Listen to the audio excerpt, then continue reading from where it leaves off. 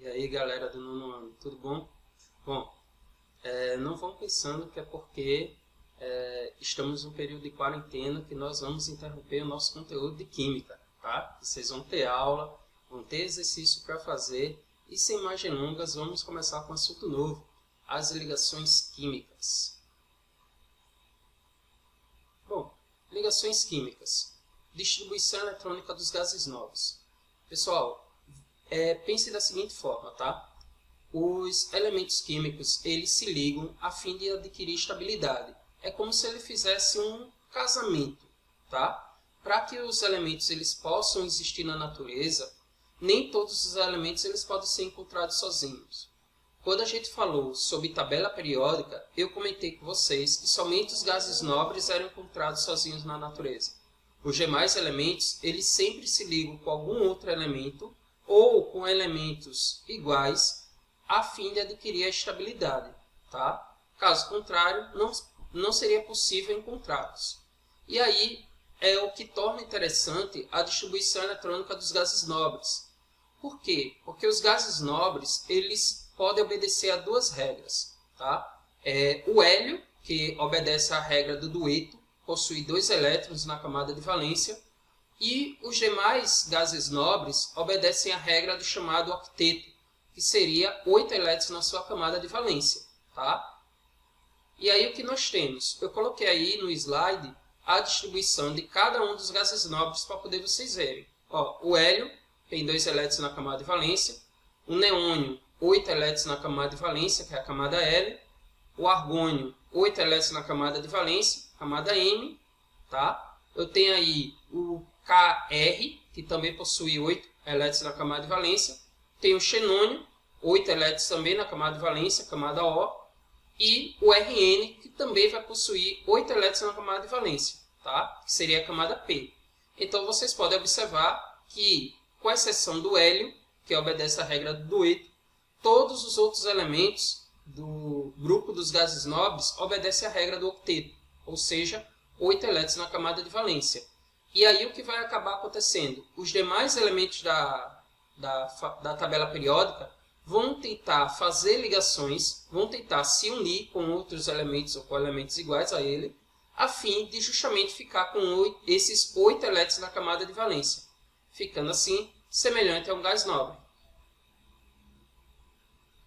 Bom, as ligações podem ocorrer de 3 tipos. Pode ser a ligação iônica, tá? Ligação covalente ou as ligas metálicas.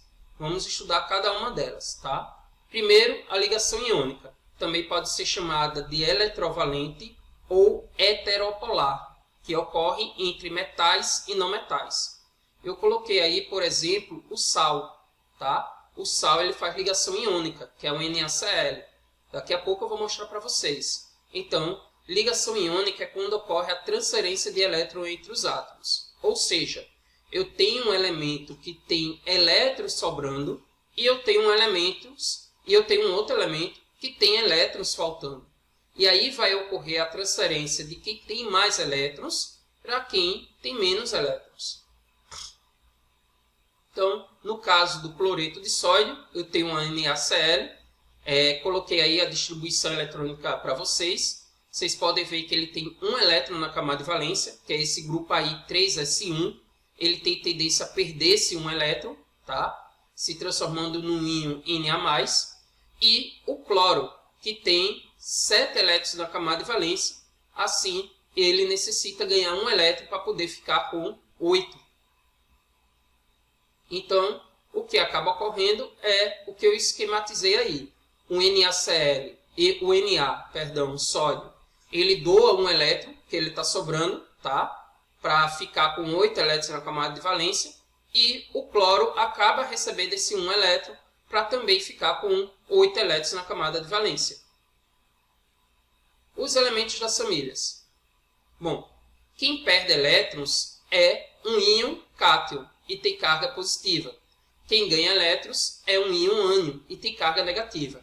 Então, prestem atenção, tá? Quando eu tenho um elemento que ele perde elétrons, a carga dele é positiva, o sinal é positivo, tá? Cuidado para não confundir com a matemática. Já quando um elemento ele ganha elétrons, ele tem uma carga negativa. Então, coloquei aí de acordo com as famílias. Família 1A, ele perde um elétron. Família 2A, perde 2 elétrons. Família 3A, perde 3 elétrons. Família 4A, ele pode ganhar ou perder 4 elétrons, tá? Mas eles não são muito reativos, tá? Mas pode perder ou ganhar 4, tá? Geralmente, ele não vai fazer ligação iônica, ele vai fazer um outro tipo de ligação. Por exemplo, ligação covalente, tá? Família 5A, a tendência dele é ganhar 3 elétrons, 6A ganhar 2 elétrons e 7A ganhar 1 elétron. Fórmula dos compostos iônicos. Para determinar as fórmulas dos compostos iônicos, devem ser seguidas as seguintes regras. Vamos lá. Primeiro, o símbolo do cátion, metal, que é quem perde elétrons, deve vir antes do símbolo do ânion, que é o não metal, que é quem tem tendência a ganhar elétrons, tá? Então, resumindo, o elemento que vem na frente é o cátion e o elemento que vem depois é o ânion, tá? Aí a segunda regra, o número de cátions e ânions na fórmula deve representar sempre a menor proporção inteira, tá? Então, devo utilizar sempre os menores números inteiros. Se houver necessidade de eu dividir, eu divido. As ligações iônicas podem ser representadas através de uma fórmula mínima. De maneira geral, eu tenho um cátion na frente, né? Carga positiva, um ânion vem depois. A fórmula unitária eu vou inverter, tá? Um índice do ânion passa a ser do cátion e o do cátion passa a ser o do ânion. Aí fica AYBX. No caso do cloreto de magnésio, magnésio está na família 2A, então a carga dele é mais 2. Cloro, família 7A, carga menos 1. Quando eu faço a inversão das cargas, fica MgCl2. Já no caso do óxido de cálcio, eu tenho Ca, família 2+, oxigênio, família 6A, 2-. Nesse caso, faço a inversão das cargas, ficaria Ca2O2. Só que como eu devo representar através da menor proporção em números inteiros, eu simplifico. E fica aí CaO. Característica dos compostos iônicos. Quais são as características? São solúveis em água, ou seja, dissolvem-se em água. Tá? Conduzem corrente elétrica quando dissolvidos em água ou na fase líquida, que aí ele vai ter um nome específico, é quando eu chamo que ele está no seu estado fundido. Tá? São cristalinos, tá? Formam sólidos cristalinos, duros e quebradiços em condições ambientes de temperatura e pressão. Possui altos pontos de fusão e ebulição e em condições ambientes 25 graus Celsius e 1 atm apresenta-se na forma sólida. Ligação covalente. Não metal ou hidrogênio ligada a não metal ou a hidrogênio. Ligação covalente ocorre quando há o compartilhamento de elétrons. Então, não vai ocorrer a transferência, como no caso das ligações iônicas, tá? Vai haver, sim, um compartilhamento. É como se fosse emprestado, tá? Um elemento vai emprestar elétrons para o outro.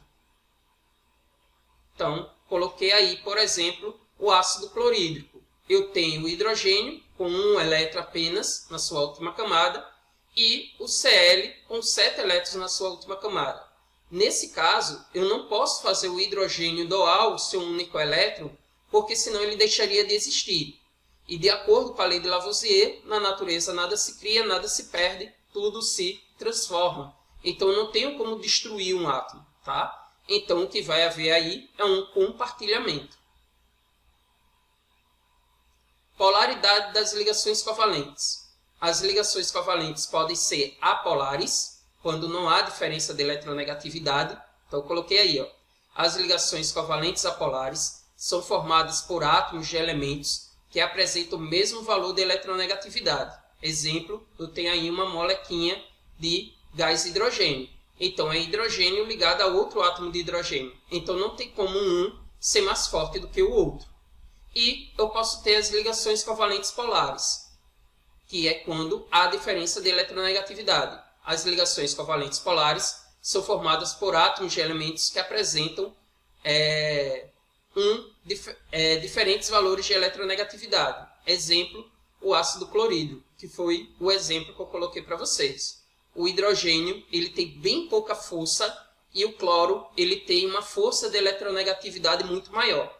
Se você não lembra com relação à eletronegatividade, eu sugiro que vocês peguem um capítulo de vocês que fala sobre tabela periódica e vai ter lá a partezinha que fala sobre eletronegatividade. Então, coloquei aí a fórmula de alguns compostos covalentes.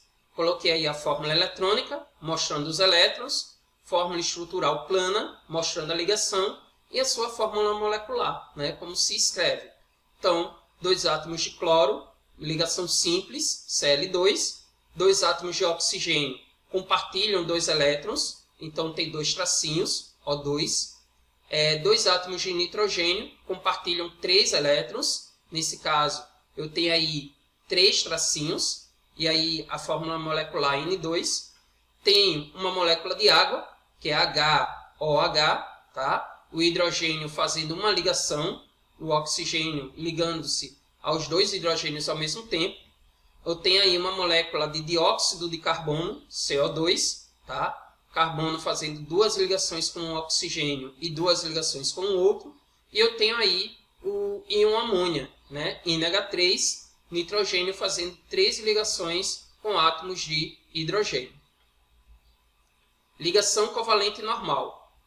Quando na ligação covalente cada átomo participa com um elétron para a formação do par a ser compartilhado, essa ligação é chamada de ligação covalente normal. Tá? E aí eu tenho os exemplos de ligações covalentes normais. Um compartilhamento, no caso Cl2, 2 compartilhamentos O2, 3 compartilhamentos, eu tenho aí um N2. E eu tenho também aí o hidrogênio, o gás hidrogênio, fazendo apenas um compartilhamento, ligações covalentes normais. Polaridade das substâncias formadas por ligações covalentes. E aí nós temos, as substâncias moleculares são formadas por moléculas constituídas de um número determinado de átomos e podem ser encontradas em condições ambientes, na forma gasosa, na fase gasosa, como o gás hidrogênio, H2, e no gás carbônico, CO2, na fase líquida, como na água, H2O, e no álcool etílico, C2H6O, e na fase sólida, como a sacarose, C12H22O11, e glicose, C6H12O6. Esse tipo de substância apresenta geralmente pontos de fusão, PF, e ponto de ebulição, PE, inferiores aos compostos iônicos, e quando pura, não conduz corrente elétrica. Então, ligações covalentes, tá? Elas não conduzem corrente elétrica no seu estado puro. As substâncias covalentes são constituídas de átomos que, unidos por ligações covalentes, formam grandes redes cristalinas ou cadeias. São encontradas em condições ambientes na fase sólida, como no caso do diamante, na grafite, ambos alótropos do carbono. Nos cristais de quartzo, SiO2, tá? E etc. Nesse tipo de substância, às vezes denominado macromoléculas, como no caso da glicose, no caso da celulose, perdão, C6H10O5N, e no poliestileno, C2H4N. Apresentam ponto de fusão e ponto de ebulição elevados. Compostos iônicos, compostos covalentes e compostos moleculares. Coloquei aí exemplos de cada. Tá? Então, na classificação de compostos, quanto às suas ligações, as ligações iônicas têm prioridade. Assim, basta que o composto apresente uma ligação iônica e ele já será classificado como composto iônico, não importando quantas ligações covalentes ele possa ter. Então, se eu tenho um composto que ele forma ligações iônicas e covalentes, eu classifico esse composto como composto iônico, pois a ligação iônica ela tem prevalência sobre a ligação covalente. Caso aí, HCl. Um composto é formado apenas por ligações covalentes, pode ser classificado como molecular ou covalente. O composto será molecular quando as ligações entre os átomos que constituem formarem moléculas com aglomerados discretos. E eu coloquei aí, por fim, a silícia, componente da areia, será covalente quando não houver formação de moléculas. Nesse caso, há também um aglomerado de átomos, mas tal aglomerado é da ordem de 6 trilhões de átomos. Bem grande número, né? Por fim, estamos já chegando no final da aula, falando sobre o último tipo de ligação, ligação metálica.